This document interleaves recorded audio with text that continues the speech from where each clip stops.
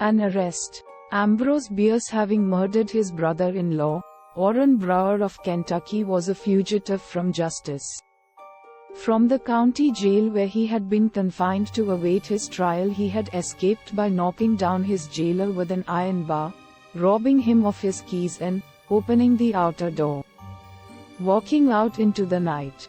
The jailer being unarmed, Brower got no weapon with which to defend his recovered liberty.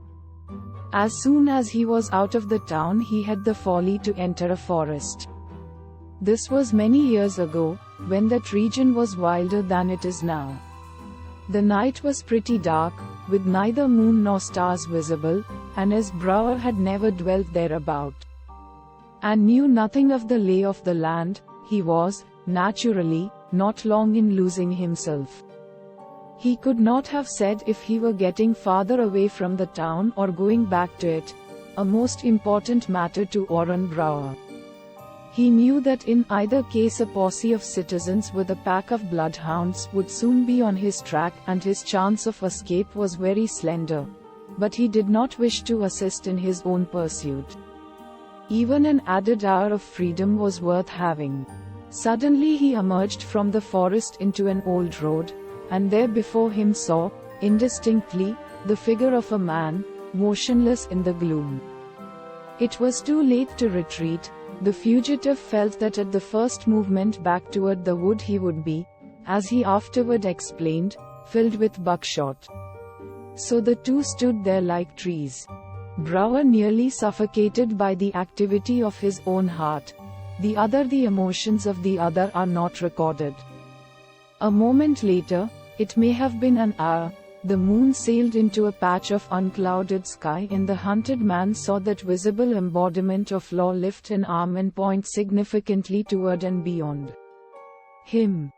He understood. Turning his back to his captor, he walked submissively away in the direction indicated, looking to neither the right nor the left, hardly daring to breathe. His head and back actually aching with the prophecy of buckshot. Brower was as courageous a criminal as ever lived to be hanged. That was shown by the conditions of awful personal peril in which he had coolly killed his brother-in-law. It is needless to relate them here. They came out at his trial. And the revelation of his calmness in confronting them came near to saving his neck. But what would you have? When a brave man is beaten, he submits. So they pursued their journey jailward along the old road through the woods. Only once did Brower venture a turn of the head, just once. When he was in deep shadow and he knew that the other was in moonlight, he looked backward. His captor was Burton Duff, the jailer. As white as death and bearing upon his brow the livid mark of the iron bar. Orrin Brower had no further curiosity. Eventually they entered the town, which was all alight, but deserted. Only the women and children remained, and they were off the streets. Straight toward the jail the criminal held his way. Straight up to the main entrance he walked. Laid his hand upon the knob of the heavy iron door, pushed it open without command, entered and found himself in the presence of a half-dozen armed men.